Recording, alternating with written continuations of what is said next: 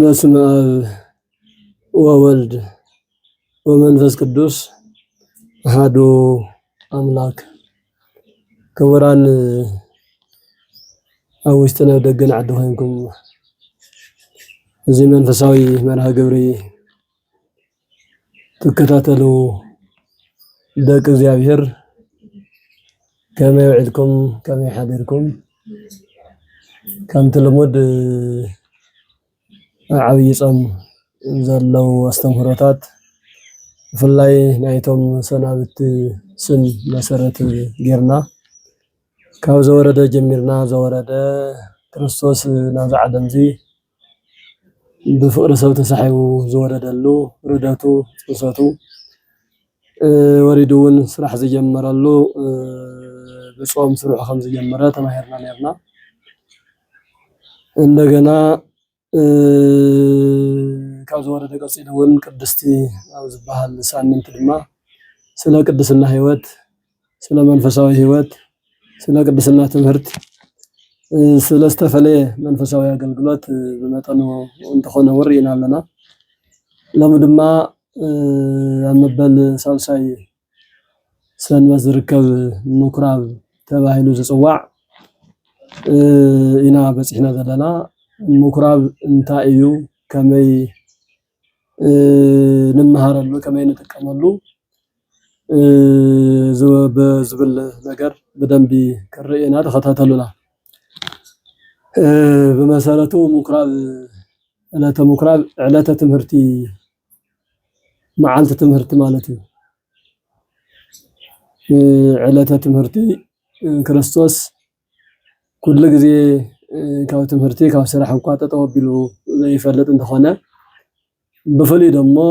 ኣብዚ ዕለት እዚ ኣብዚ ሰዓት እዚ ስርዓተ ትምህርቲ፣ ስርዓተ ፀሎት፣ ስርዓተ ምፅዋት ኣብ ሰለስቲኦም መሰረት ገይሩ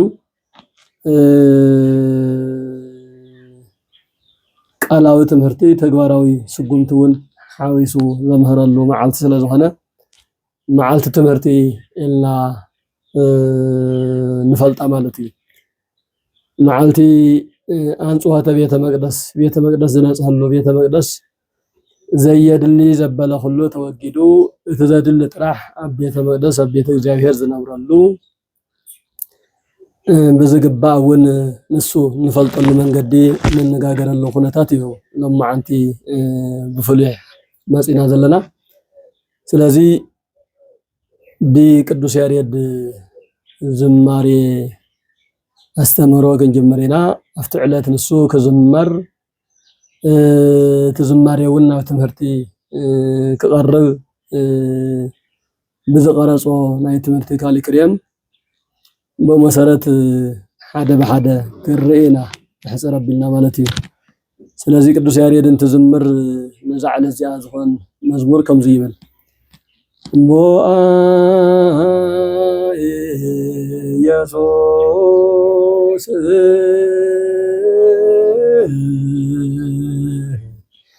ምኩራበ አይሁድ ወመሃረ ቃለ ሃይማኖት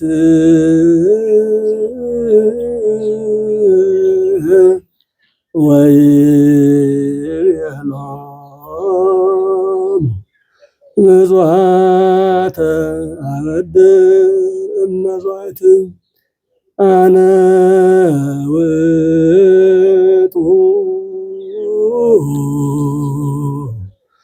እግዚአ ለሰንበት ወውሃ ለምህረት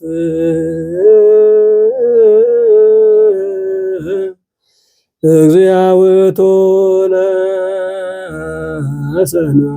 ለሰንበት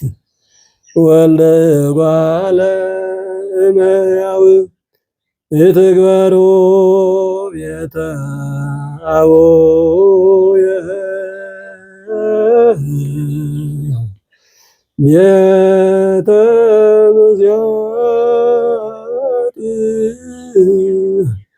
ቤቱ ቤተ ጸሎት ይሰመይ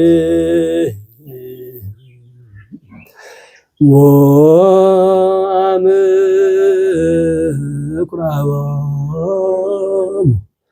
ወገሰጾሙ ያርምሙ አንገሩ በሮቱ ሞገሰ ቃሉ ወጣዕመ ነገሩ ወማወሳእሳ አቡሁ ጎይታ ኢየሱስ በዝዕለ እዚ ናብ አይሁድ ቤተ ምኩራብ ቤተ ጸሎት አተወ አትዩ ድማ አነ ውእቱ ዚአለ ሰንበት ናይ ሰንበት ጎይታ ናይ ምሕረት አቦ አነ እየ አነ ወዲ ሰብ ወልደ እጓለ እመሕያው ሰብ ኮይነ ሰብ ከድሕን ዝመጻኹ ናይ ሰንበት ጎይታ ናይ ምሕረት አቦ አነ እየ ስለዚ እዛ ገዛ እዚኣ ገዛ እያ ቤተ ያሰ ቤተ ጸሎት ትሰመይ ገዛይ ናይ ጸሎት ገዛ ናይ ጸሎት ቦታ ቤተ ጸሎት ተባሂላ ትስመ ትፍለጥ ትጽዋዕ ንስኻትኩም ግን እትግበሩ ቤተ አውየ ቤተ ምስያጥ ገዛይ ገዛ ቦይ ቤተ ጸሎት ስለዝኾነ ቤት ትምህርቲ ስለዝኾነ ቤት ድሕነት ስለዝኾነ ናይ ስጋዊ ዕዳጋ ሸቐጣ ሸቐጥ ገዛ ኣይትግበርዎ ኢሉ ነቶም አፍቲ ቤተ ምኩራብ አፍቲ ቤተ ጸሎት ዝነበሩ ሰባት ብዕሊ አትዩ አምሃሮም ዝብል ጥቕልል ሓሳብ ኢና ንርኢ ካብ ቅዱስ ያሬድ እንወስዶ ማለት እዩ። እቶም ዝሰምዑ አካላት ድማ አንከሩ ምህረቶም ወገሰ ቃሉ ወጣዕመ ነገሩ ወሳእሳ አፉሁ እንትዛረብ እንተሎ እንትመምህር እንተሎ ዝሰምዑ አካላት ትምህርቱ አደነቅሉ ተገረሙ ወገሰ ቃሉ ናይ ቃሉ አነጋገራ አንደበተ ጥዑም ምዃኑ ወሳእሳ አፉሁ ናይ አፉ ከፋፍታ ናይ ስነ ቃላት አጠቃቅማ ከመይ መሳጥን ሰሓብን ትምህርቲ ከም ዝኾነ ተገንዚቦም ተገረሙ ተደነቁ ዝብል ጥቕልል ሓሳብ ዘለዎ ቃል ኢና ብያሬድ መዝሙር ዝዘመርናዮ። ስለዚ ክቡራንን ክቡራትን እዛ መዓልቲ እዚኣ ዛዕለ እዚኣ መዓልቲ ትምህርቲ እንትንብላ የቅዱስ ያሬድ በዘቐመጠልና ስርዓተ ትምህርቲ ተመስሪትና እዩ። ቅዱስ ያሬድ እውን ካብ መጽሓፍ ቅዱስ ካብ ሐዲስ ኪዳን ዘምጾ ቃላት መሰረት ገይሩ ዝዘመረ እዩ። እዚ ተዘመረ መዝሙር ኣብ ሉቃስ ወንጌል ምዕራፍ 4 ቁጥሪ 16 ከምኡ እውን ኣብ ማርቆስ ወንጌል ምዕራፍ 6 ቁጥሪ 1 ኣብ ማቴዎስ ወንጌል ድማ ምዕራፍ 4 ቁጥሪ 23 ኣብ ዮሐንስ ወንጌል ምዕራፍ 2 ኣብዞም 4 ወንጌላት በቲ ዝጠቐስናዮም ጥቕስታት ምዕራፍን ቁጥርን ተመዝጊቡ ዝርከብ ጽሙቕ ኣቢሉ ቅዱስ ያሬድ ግን ኣብ ሓደ መኣዲ ካብ 4 ወንጌል ጸሚቑን ኣብ ሓደ መኣዲ ክብላዕ ክስተ ብዝኽእል መንክዕ ኣቕሪቡልና ኣሎ። ስለ ቃሉ ኣምላኽና ዝተባረኸን ዝተቀደሰን ይኹነልና። ከምቲ ዝበልናዮ በዚ ዕለት እዚ መድኃኔ ዓለም ኢየሱስ ክርስቶስ ወንጌል እናተዘዋወረ እናሰበኸ ድሕነት ዝግባእ አካል ድሕነት እናሃበ ኣብ ዝንቀሳቐሰሉ ዕለት ምኩራብ ኢልና ንፅዋዓ። ምኩራብ ማለት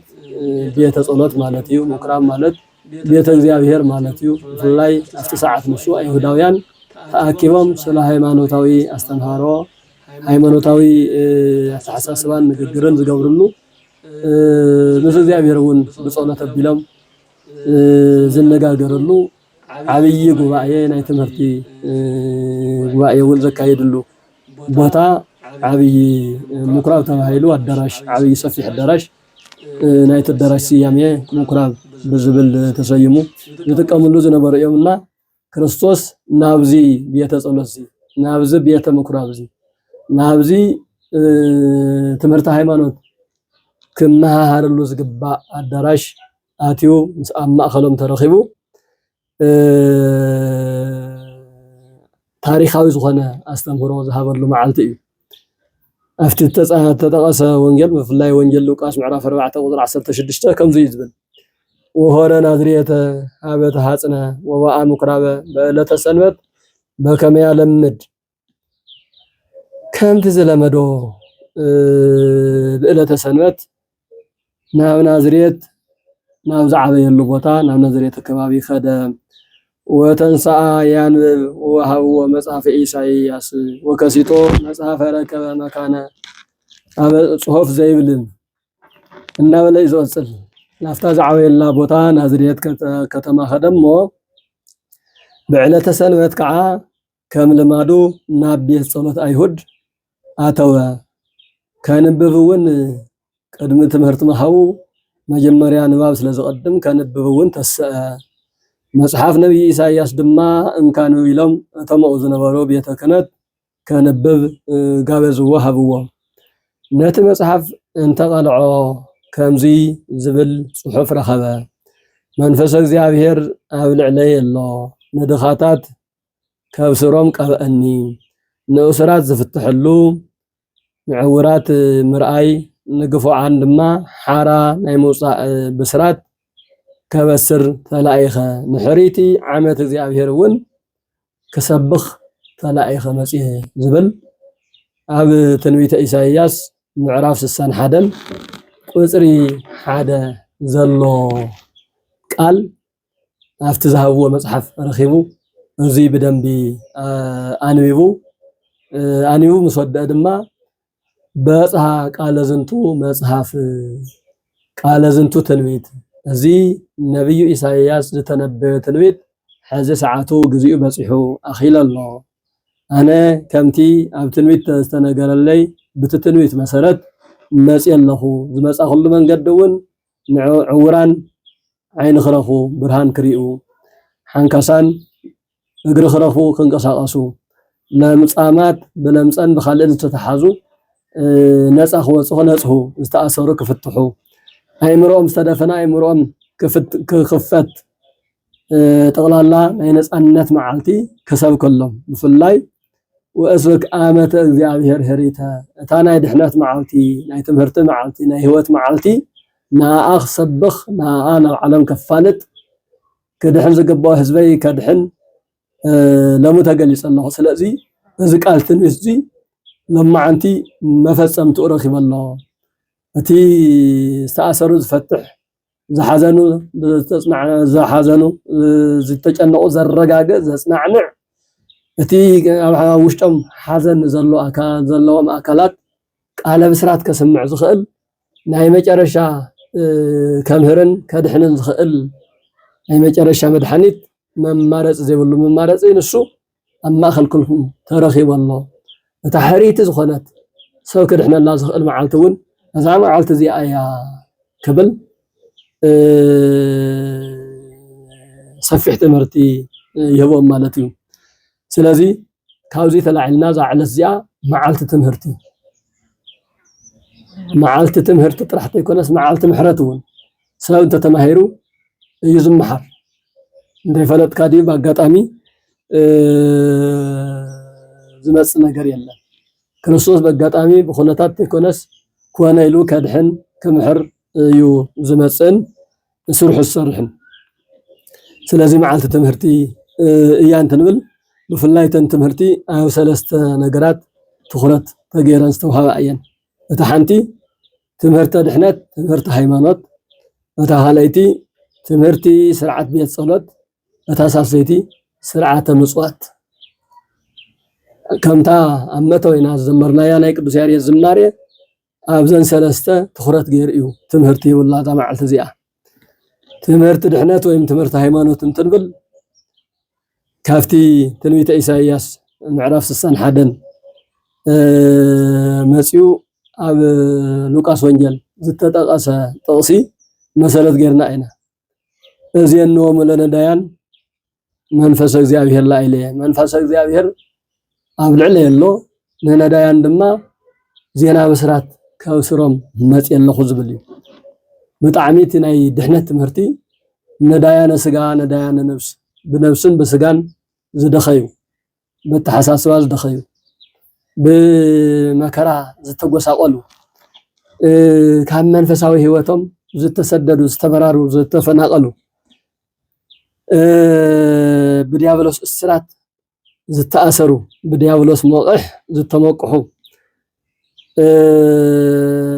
ብዝግባእን ብዘይግባእን ዝሓዝኑ ኣብ ሓዘን ዝነብሩ ኩላቶም ደቂ ሰባት ክድሕንሉ ዝኽእሉ ነገር እንተሃልዩ ናይ ክርስቶስ ቃል ናይ እግዚአብሔር ቃል ምስማዕ እዩ ተዓብይ ተዛዓበየ ቃል ተዛዓበየ ትምህርቲ ስለዚ ኣብ ዛዕለ እዚኣ እንሆ ነዳያን ዜና ብስራት ዜና ድሕነት ከስምዕ መጽየለኹ ዝተገፍዑ አካላት እውን ካብ ግፍዖም ከገላግሎም መጽየለኹ ነቶም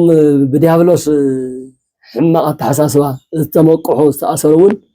ካብዚ መቅሓት ካብዚ እስራት ዝወፅዮም በነፃነት ክርስቶስ አምላኮም ሰቢኾም ክርስቶስ አምላኮም አምሊኾም በነፃነት ዝነብሩሉ ነገር ከፈጥር መጽየለኹ እናበለ እዩ ትናይ ትምህርተ ድሕነት ይህብዎ ዘሎ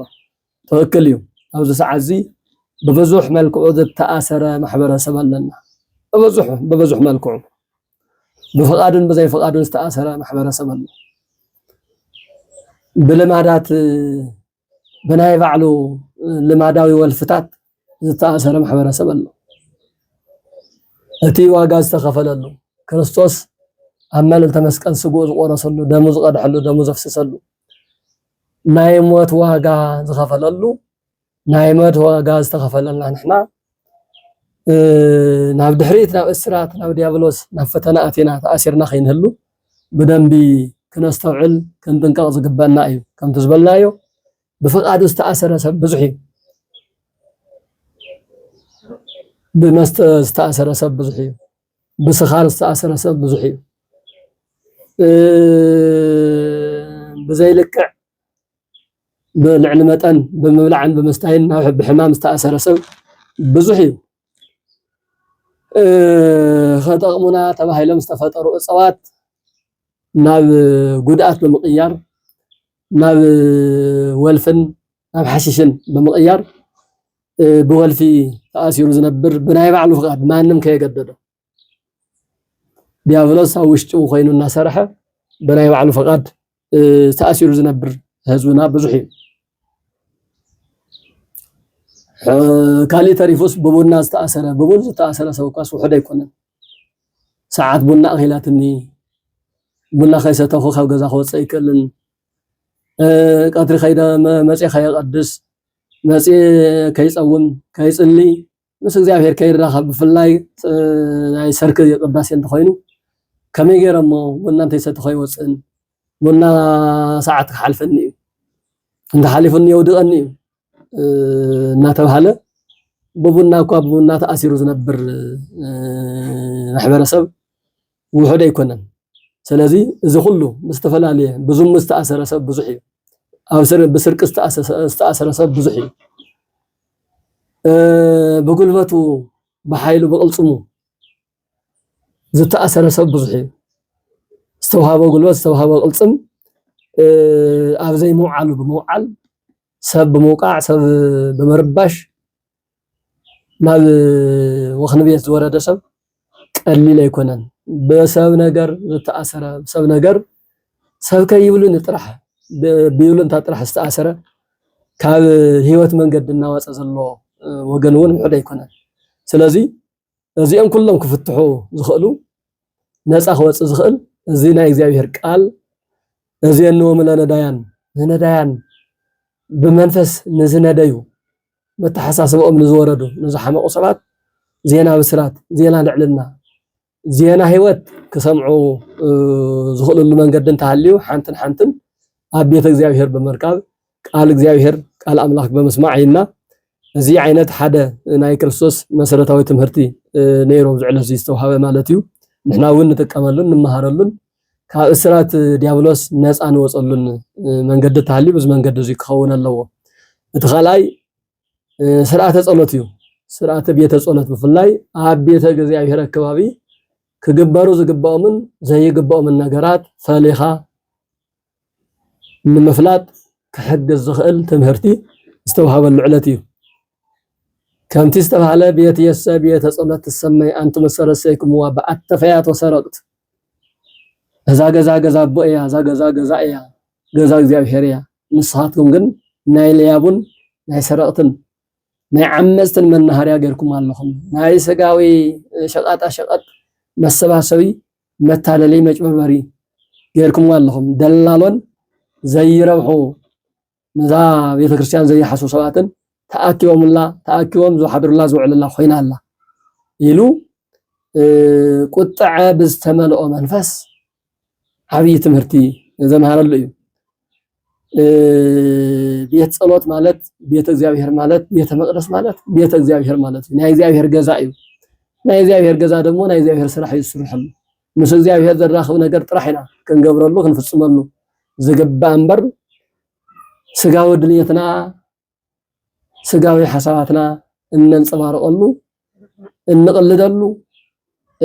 ንድቅሰሉ ገዛ ኣይኮነን ብፍላይ في ሰዓት ነሱ ኣብ ታናይ አይሁድ ቤተ ምኩራብ ታናይ አይሁድ ቤተ እግዚአብሔር ቤተ ጸሎት ተባሂላ ተሰመየት ኣብቲ ሰዓት ነሱ ናይ ዕዳጋ ማእኸልያ ኮይና ነራ ውዕውዕ ዕዳጋ ይገብሩላ ነይሮም بحد جز أرجع بقى بحد جز تيلا بقى بحد جز وانوسن ركبن بحد جز لحم معراي عوا زشية الله بحد جز سنتيم زرزرو من الزاري ذهبوا وكتاس انكحواز بهالعداقة ومعز خان عداقة يقبروا لنا يرى مفتو بيت እግዚአብሔር ውሽጥ أو كسره بيت እግዚአብሔር ውሽጥ انبار أو ساعة زي كريستوس آتيو ቤተ እግዚአብሔር ኮይናንተ ኮነ ዘረኸባስ ቤት ዕዳጋ ቁሳዊ ነገር ምድራዊ ሓላፊ ዝኾነ ቁሕት ተኣኪቡ በበዓይነቱ ዕዳጋ ተደርዲሩ በበዓይነቱ ሸያጥን ገዛእን ተኣኪቦም ብዙሓት ደለልቲ ተኣኪቦም ዘሻይጡ ዝሸጡ ኮታስ ምሉእ ብምሉእ ናብ ምድራዊ ታሪኽ ናብ ምድራዊ ህይወት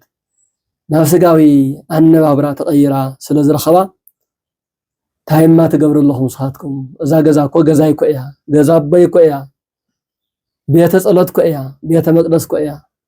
ቅድስና ዝንገረላ እኮ እያ ቅድስና ዝስርሐላ እኮ እያ ቤተ ኣምልኮ እኮ እያ ንስኻትኩም ስጋዊ ጣጣኹም ስጋዊ ስምዒትኩም ትፍጽሙላ ኣለኹም ነውሪ ኢሉ ክሰምዑ ዝኽእሉ ብቃሉ ኣስሚዑ እቶም ሰሚዖም ዝወፁ በዓልቶም ሰሚዖም እንትወፁ እቶም ክሰምዑ ዘይከኣሉ እንታይ ይብለሎ በገዛ ዓድና በገዛ ስራሕናዮ ቤተ መቅደስ እንታይ ዝብለሎ ኢሎም ክሰምዑን ዘይደልዩ ግን ጭጉራፍ ኣልዒሉ ብጭጉራፍ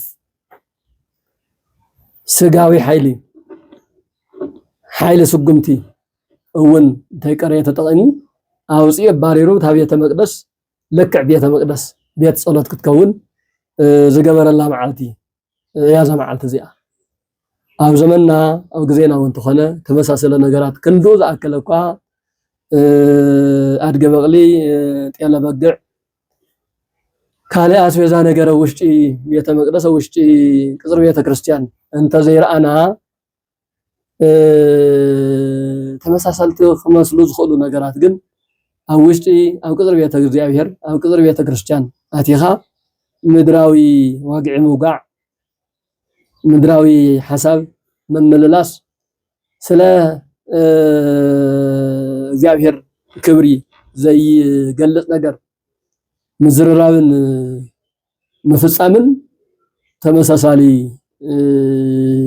afti ቤተ ምኩራብ afti ናይ ኦሪት ቤተ መቅደስ ዝረኣናዮ ነገር ከምኡ ከም ምፍጻም ማለት እዩ እዚ እንትንብል ኣብ ቤተ ክርስቲያን ዙርያ ናይ ልምዓት ስራሕቲ ምንም ነገር ክህሎ ይግባእ ማለትና ኣይኮንና ሕጋዊ ዝኾነ ናይ ልምዓት ስራሕቲ ምክያድ ይከኣል ኣብ ውሽጢ ቅጽሪ ቤተ ክርስቲያን ተኮነስ ኣብ ዘሎ ትርፍ መሬት ንደገገጹ ብስራ በመልክዑ ተሰሪሑ ብስርዓት ተኻሪዲዩ ብስርዓት ስራሕ ሰርሕሉ እንተስ መሸጥን ዋይ ቅዱሳት እንተስ ተፈላለዩ ምስቱ ስርዓት አምልኮ ዘይጋጨው ነገራት በመግባር بحقاو زخونه ስራሕ مسرح ኃጢአት አይኮነን ጽድቅ እዩ ቤት ሸፋቱ ጌርኩም አይሉ ክርስቶስ ዝወቀሰ ፍጹም ሙሉእ ብሙሉእ ተቀጽራ ቤተ ክርስቲያን ተቀጽሪ ቤተ እግዚአብሔር አውሽጣ አትም ዕዳጋ ገይሮም ወሰለጽን ሕንበር ካፍተ ቀጽረ ወጻኢነ ደገገጹ እትውሽጢት ነው ገጹን አገልግሎት ንትምህርቲ ንጸሎት ንዕረፍቲ ዝኸውን ይኸውን እንደገገጹ መስራሕ ኢልካ ካፍቲ ዘሎ ተርፍ መሬት ከፊልካ ስራሕ መስራሕ ግን ዝኽልከለ አይኮነን እና መስኡ ከይተተሓዝዎ ካብ ቀጥሮ ቤተክርስቲያን ወጻኢ ዘለው ነገራት ስራሕ ሰሪሕካ ገንዘብ መርካብ ቤተ እግዚአብሔር መሐጋዝ ንዋይ ቅዱሳት ካብ መምላ ዘይግባ አይኮነን ሕጋው ዘይኮነ ስራሕ ይጥዋና መንቀፊ ክርስቶስ بعبي ዝነቀፎ ምሻጥ ምልዋጥ ጥራሕት አይኮነስ አፍቱ ቤተ እግዚአብሔር ዙሪያ ዝኾነ ናይ ንግድ ስራሕቲ ማለት ናይ ንግድውን ሕጋው ንግድ አይኮነስ ናይ ምጭብርባር ስራሕቲ ይስርሐሉ ስለዝነበረ ካፍተን ምጭብርባራት ሓደ አፍቱ ቤተ እግዚአብሔር ዙሪያ ቶም ካህናተ ኦሪት ቶም ናይቲ ዘመን ንሱ ሊቃነ ካህናትን አፍቱ ቤተ እግዚአብሔር ዙሪያ ዝሰርሑ አካላት استفلي سوحي انسسات كبلعو سعر زبقل سوحي فطيرم انتي حصرو يقمطومو نشتين ملك زاكل ناي حصر ملك غيرم يقمطومو بدحريو كابرحق نمصوات مالت نبوكرات اسرائيلاوያን ሰለስተ ነገራት ዘይሐልፉን ታሪካዊ ስራሕት ነይሮም አስራት በኩራት ቀዳሚያት ስለዚህ ካብዘን ሰለስተ ነገራት ተሓንቲ በኩራት ያ በኩራት ማለት በኹሪ ዝኾነ በኹሪ እንስሳ በኹሪ ካብ ዛዕበስ ካብ ዘንአስ እንስሳ በኹሪ ወላድ በኹሪ ዝኾነ ነገር ናብ ቤተ እግዚአብሔር የምሕዞም ዝመጹ ነይሮም ስለዚህ ጣዕዋ ኸውን ይኽእል ዓርሐት ከውን ትኽእል ጤለ በጋዕ ኾነ ይኽእላ ሒዞም ይመጹ ነይሮም ሓደ ካል ናይ መጽዋዓ ናይ ሕርመት ናይ ምጽዋት ዝበሃሉ እንስሳታትን ሒዞም ናብ ቤተ እግዚአብሔር ይመጹሞ ናይ ክለተ መዓልቲ ናይ ሰለስተ መዓልቲ መንገዲ ተጓዒዞም ስለዝመጹ እቶም ዝመጹ እንስሳ ካብ ዓዶም ትላዕሉ ዳሕና ጽቡቃት ይነብሩ ናይ ሰለስተ ኣርባዕተ መዓልቲ መንገዲ ተጓዒዞም ግን ሓሚቆም ዓቢሮም ይረአዩሞ እንታይማ ንቤተ እግዚአብሔር ተምጽእኮ መሪጽካ ብሉጽ ዝኾነ ነገር እምበር እዚ ዝሓመቀ ዓጽምቱ ዝወፀ እንታይ ከገልግልልካ ከምጽኻዮ ነውሪ እዩ ይብልዋቶም አየ መገዲ እምበርኮ ጥዑይ ነይሩ አነ እንተምጽኦስ መሪጻ የምጽእ ነይረ ዝብል ሓሳብ እንተቡ አይ እቶ ቀንዕና እንተሃልዩስ አውዚ ኣሎ በደንብ ዝሓጠረ ዝወፈረ መልክዑ ጽቡቕ ዝኾነ እግዚአብሔር ደስ ዘብል እንስሳ ምሳና ኣለውና ሓደ ብክልተ ገዚእኻ ምእታው ትኽእል ኢኻ እግዚአብሔር ምን ተቀበለልካ ዝብል ዘይረብሕ ምኽንያት ብምሃብ እምበኣር እግዚአብሔር ምን ተቀበለለይስ ሓደ ዝንህ ተቀበልዎ ሓደ ደሞ መሊሳ ክሰድድ ግን ክልቲኦም ተደሚሮም ክንደ ሓደ ክንደ ተውዚ ጸንሐ ሰብሕን ዝረብሕን كندو توازيو أتاوي يخون الليلو أمزجيو دخللو نايم يجبر بار سلاحة السرحلو من قدتات نيرو خالي بخالي مالك عدمو كافتو يتجاهر كافتم مجلجلتي حدا زخنا الإنسان خدان قد زخل لبسته كانوا نجر لبيسو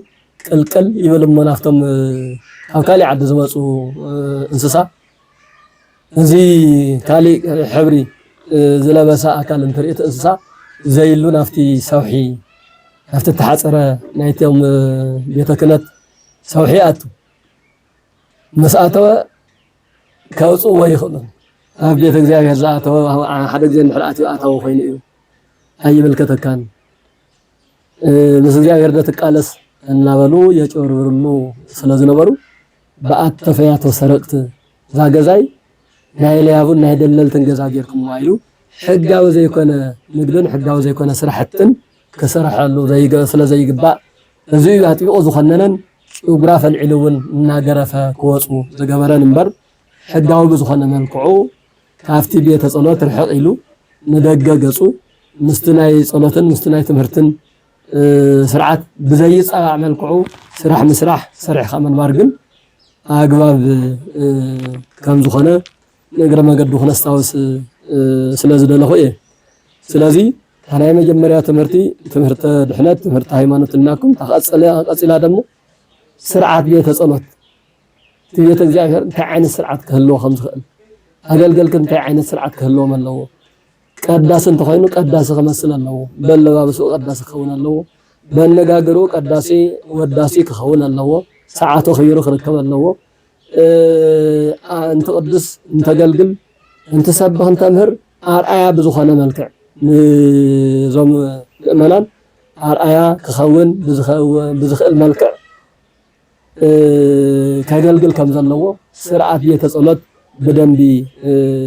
ንሪአሉን እንመሃረሉን እንኩነት እውን እዩ ዝቃልጂ ማለት እዩ ካልእ ተሳሳይ ስርዓተ ምጽዋት እውን እዩ ኣምሂሩ ስርዓተ ምጽዋት ያው ምጽዋ ወይሎም ኢየሱስ ምጽዋት አበድር ምን መስዋዕት ካብ ዘይረብሕ ጸሎት ሕጋዊ ካብ ዘይኮነ ምንቅስቃስ ሕጋዊ ካብ ዘይኮነ መስዋዕት ሰሪቅካ ድዩ ዓሚዝካ ካብ ተምጽኦ መስዋዕት ይኹን ንመስዋዕት ክኾነለ ኢልካ ተምጽኦ መባእ ኣነ ዘሕጉሰኒ ንጹህ ምጽዋት እዩ ዋላ ንእሽተይ ኮይና ሓንቲ ሳንቲም ኮይና ሓንቲ ቅርሺ ኮይና ግን ለርሂጽካ ለፊዕኻ ዘምጽኻያ ናይ ባዕልኻ ዝኾነት ዝተመረጸት መስዋዕት ንሳ እየ ዝደሊሉ ምጽዋት እንትን ምጽዋት ንቤተ እግዚአብሔር ዝወሃብ ውህብቶ እንትንህብ ንነዳያን ዝወሃብ ውህብቶ እንትንህብ ካብ ናይ ባዕልና ካብ ንጹህ ገንዘብና ክንጸድቀሉ ከም ንኽእል ኣሚንና ክንገብሮ ከም ዝግበአና ናይ ምጽዋት ዓብይ ቁም ነገር ዓብይ ታሪኽ እውን ክንረዳእሉ ንኽእል መንገዲ ተሳሳይ ትምህርቲ ማለት እዩ ስለዚ ምኩራብ ኣብዚ ምኩራብ እዚ እንመሃሮ መዓልቲ ትምህርቲ ኢልና ያለና ትምህርቲ ደሞ ታራ ትምህርቲ ተይኮነስ ምስ እግዚአብሔር ዘራኸብ ትምህርቲ ምስ እግዚአብሔር ዘተዓረቕ ትምህርቲ ተግባራዊ ትምህርቲ ቃላዊ ጥራሕ ተይኮነስ بتجبار كجل زخل تمهرتي كريستوس بسلستي تتأمله سرعة تصلت بقال مهيرو بتجبارون كم مهر نزقبه بقال مهيرو كم مهر نزي كأنا دمه سجون توسيدون حيلون تطعموا كابية مقدس عباريرون صحاتكم لا يبقوا يلو حتى تناجروا سجونتي إذا جبرالو بيت مقدس زنصهلو معالتوني ازي سلا بيت مقدس سلا بيت ክርስቲያን زين تنبل تعابي بيت مقدس تعابي ናይ እግዚአብሔር محደሪ ናይና ሰውነት እዩ ናይና ህሊና እዩ ናይና ልቡና እዩ እግዚአብሔር ናይ እግዚአብሔር تعابي بيت مقدس نحنا بعلتنا ኢና እቱ نحنا نقربሉ نسجدሉ نحنا نصليሉ እቱ نحنا نأከበሉ بيت مقدس بيت ክርስቲያን نحنا سرحناዮ እግዚአብሔር ፈቃድ نحنا سرحناዮ እዩ እቲ እግዚአብሔር ብኢዱ ዝሰርሖ ናይ መጀመርያ ናይ ስራሕ ውጽኢቱ ናይ እግዚአብሔር ናይ ስራሕ ውጽኢት ንሕና ሕድሕድ አካላት ሕድሕድ ሰውነትና እዩ ስለዚ እዚ ታወት እግዚአብሔር محደር እግዚአብሔር ተባሂሉ በነጽና በቅድስና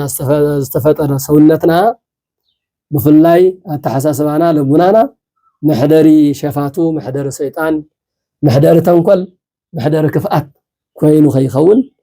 وسطنا كنصري كنفتش يقبأنا التقيم لبنا انت اللي يقيمه قدف يقبأه زموز زبل حسب زلو حمق لبنا زحسب انت اللي يون ازي نقر كقدف كخير اللو نايماتو زمن كفو عين انت اللي يون ازي ون كحد كخير اللو سلازي تعاوي بيت مقدس يتأمرونه كما توتو أنتم لእግዚአብሔር صحاتكم من እግዚአብሔር محደር مخانكم يتفلطوا እንዲሁም ኢሉ በቃለ መጠይቅ መልኩ ቅዱስ ጳውሎስ ይነግረናል نحنا ናይ እግዚአብሔር محደር ኢና እግዚአብሔር ዝሓድር ኣብ ንጹህ ቦታ እዩ እግዚአብሔር ዝርከብ ኣብ ቅዱስ ስፍራ እዩ ስለዚ ሰውነትና ዝተቀደሰ ዝተባረኸ ንእግዚአብሔር ዝምጥን ኮይኑ ንኽርከብ ከንጽዕርን ከንቃለስን ኣለና ዝተጋገየ እንተልዩ ካብ ንጽህና መንፈስ ካብ ቅድስና ህይወት ፈቀቅ ዝበለ ድሕር ዝበለ እንተልዩ እዚ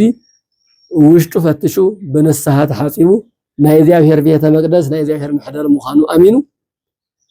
እግዚአብሔር ከመይ ክቅበለለኒ ኢሉ እግዚአብሔር ዝቅበለሉ መንገዲ ከመሃርን ከመቻቹን ክኽእል ኣለዎ ሰብ ኩሉ በፍላይ ክርስቲያን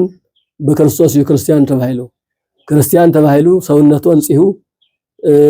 ደጋውን ውሽጣውን ሰውነቱ ማንነቱ ሓጺቡ ርስሓት ኳ ተጋጢሞ በንስሓ ሓጺቡ በስርዓት ኣብ ጸሎት ግዜ ጸልዩ ኣብ ምጽዋት ግዜ ምጽዋት ሂቡ ኣብ ቁርባን ግዜ ቆሪቡ ስጋ ወደሙ ተቀቢሉ ምሕደር ክርስቶስ ምዃኑ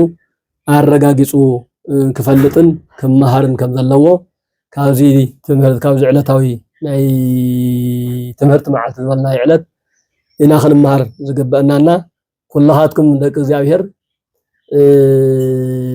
መዓልቲ ትምህርት እንትመሃል ክንመሃር ክንክእል ኣለና ክንሓስብ ክንክእል ኣለና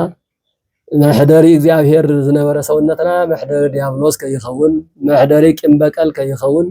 መሕደሪ ተንኮል ከይኸውን መሕደሪ ክፍኣት ከይኸውን